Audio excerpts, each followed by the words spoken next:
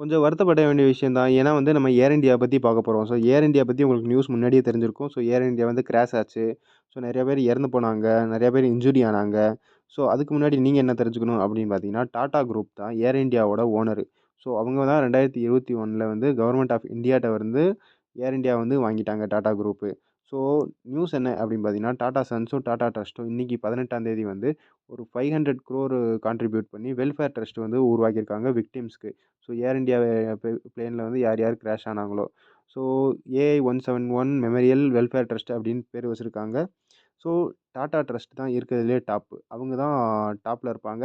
So Tata ட்ரஸ்ட்டுக்கு அடுத்து தான் வந்து டாடா சன்ஸ் வருவாங்க. ஸோ டாடா சன்ஸுக்கு அடுத்து தான் டாடா குரூப் அப்படின்னு வருவாங்க. ஸோ குரூப்க்கு அடுத்து தான் மத்த கம்பெனிலாம் இருக்கும். ஸோ நெறைய கம்பெனி இருக்கும். ஸோ அந்த நெறைய கம்பெனிய கண்ட்ரோல் பண்றது குரூப்பு. குரூப்க்கு அடுத்து டாடா சன்ஸு. டாடா சன்ஸ வந்து கண்ட்ரோல் பண்ணது டாடா ட்ரஸ்ட்டு. ஸோ இந்த வகையில தான் வந்து டாடா குரூப் வந்து இப்போதைக்கு கண்ட்ரோல் ஆகிக்கிட்டு இருக்கு. ஸோ ட்ரஸ்ட்டு வந்து உருவாக்கியிருக்காங்க. ஸோ ட்ரஸ்ட்டு ஃபார்மேஷன் பார்த்தீங்கன்னா அதான்.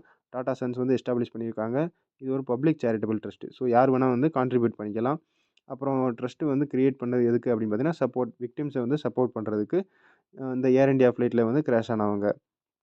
ஸோ ஃபண்டிங் பார்த்தீங்கன்னா, டாடா சன்ஸ்ல வந்து 250 கோடி போடுறாங்க. டாடா ட்ரஸ்ட் வந்து 250 கோடி போடுறாங்க. ஸோ ட்ரஸ்ட் மேனேஜ்மென்ட் பண்றவங்க யாரு அப்படின்னு பார்த்தீங்கன்னா, Padmanabhan farmer Tata veteran.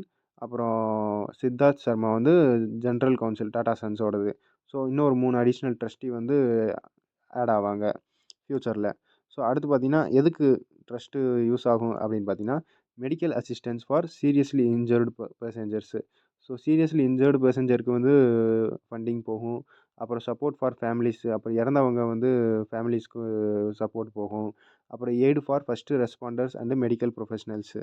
So அதாவது வேகமா வந்து கிராஷ் ஆனோனே வேகமா ஹெல்ப் பண்ணவங்க, அதேமாரி மெடிக்கல் ப்ரொஃபஷனல் டாக்டர்ஸு, அப்புறம் போலீஸு இந்த மாரி நெறையா ஹெல்ப் பண்ணவங்களுக்கு வந்து எய்டு பண்ணுவாங்க அப்படின்னு சொல்லியிருக்காங்க.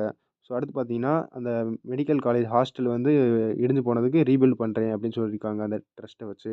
ஸோ அப்புறம் 1,00,00,000 வந்து தனியா வந்து அந்த இறந்து போன பேரண்ட்ஸுக்கு வந்து ஃபேமிலிக்கு வந்து இ பேசஞ்சர் ஃபேமிலிக்கு வந்து குடுப்பேன் அப்படின்னு சொல்லியிருக்காங்க. ஸோ இந்த வீடியோ அவ்வளோதான். அடுத்த வீடியோல பார்ப்போம். நான் தான் ஸ்டாக்கர். Good bye.